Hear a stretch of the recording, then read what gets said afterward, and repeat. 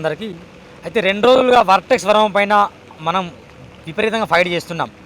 మన రఘువన్న గారి మీద తీరుని ఆరోపణలు వచ్చాయి. ఎవరో చైతన్య రెడ్డి అట, హైడ్రా అట, వీళ్ళందరూ కలిసికట్టుగా వీళ్ళు డబ్బులు సెటిల్మెంట్ చేస్తున్నారు తప్ప రఘు గారి మీద వచ్చిన ఆరోపణలు అంతా పచ్చి అబద్ధం. అందుకే మేము ఏమంటుంటే రంగనాథ్ కాస్త రండనాథ్ అయిపోయింది, మొత్తం రండనాథ్గా మారిపోయింది రంగనాథ్. కొంచెం సిగ్గుశరం ఉండాలి. మీరు వచ్చినప్పుడు ఉంటే కబ్జాలు విపరీతంగా పెరిగిపోయాయి. చెరువులను కాపాడుకోవడం కోసం వచ్చారా, లేకుంటే చెరువులలో నిర్మాణం చేపడం వచ్చారా? మీరు భరతుడు పరిపాలన 1200 చెరువులు హైదరాబాద్లో, ఇప్పుడు దాదాపు 500 చెరువులు కూడా లేవు హైదరాబాద్ మొత్తంలో చూస్తే కనుక. మరి చెరువులు ఏమైపోతున్నట్టు? ఎప్పుడైతే రంగనాథ్ హైడ్రా ఎంట్రీ ఇచ్చారో అప్పటి నుంచి వాళ్ళకు లీగల్గా పర్మిషన్ వస్తున్నాయి.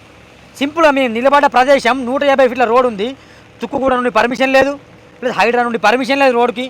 కానీ వాళ్ళు దర్జాగా వాళ్ళు కబ్జా చేస్తారు. వాళ్ళు ఎక్కడో మళ్ళీ ఆంధ్రాకు సంబంధించిన వ్యక్తులు. మరి ఇంత ఘోరంగా కబ్జాలకు గురవుతుంటే తెలంగాణ సమాజం ఏం చేస్తుంది? మరి డిజిటల్ మీడియా దీని మీద ఫోకస్ చేస్తుంది, పోరాటం చేస్తుంది. నేను నిన్నటి రోజున టీ న్యూస్ని, తెలుగు స్టైమ్ని కాలబెట్టిన. ఇక మీ ఆఫీసులు దగ్ధం చేస్తాం, కబడ్దారు నా కొడుకల్లారా, మీ ఆఫీసులను దగ్ధం చేస్తాం. మీరు ఎవరిపైన ఫైట్ చేయాలి? మేము దాదాపు మన సీన్ అన్న కావచ్చు, రఘు కావచ్చు, పృథ్వీ కావచ్చు, విట్లన్న కావచ్చు, కొన్ని కోట్ల స్కాములు పెడితే దాని మీద చర్య తీసుకుని దమ్ము లేదు మీకు. దాని మీద చర్య తీసుకోండి.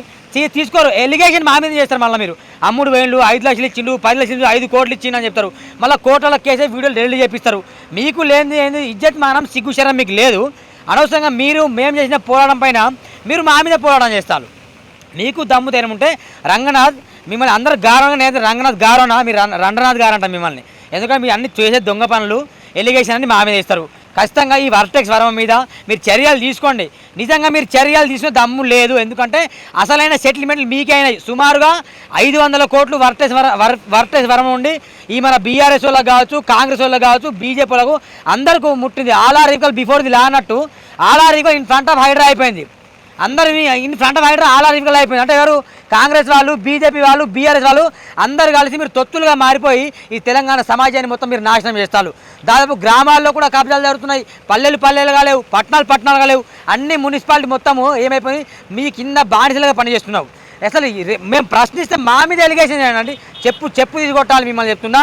ఖచ్చితంగా ఇక నుండి మీ ఆఫీస్ కార్యాలయాన్ని నేపాల్లో ఎట్లయితే ప్రధానిగా దగ్ధం చేశారో ఇక నుండి మీ ఆఫీస్ కార్యాలయంలో పెట్రోల్ పోసి తగిలిస్తారు. డిజిటల్ మీడియా జోలికి వస్తే కబర్దారని చెప్తున్నా.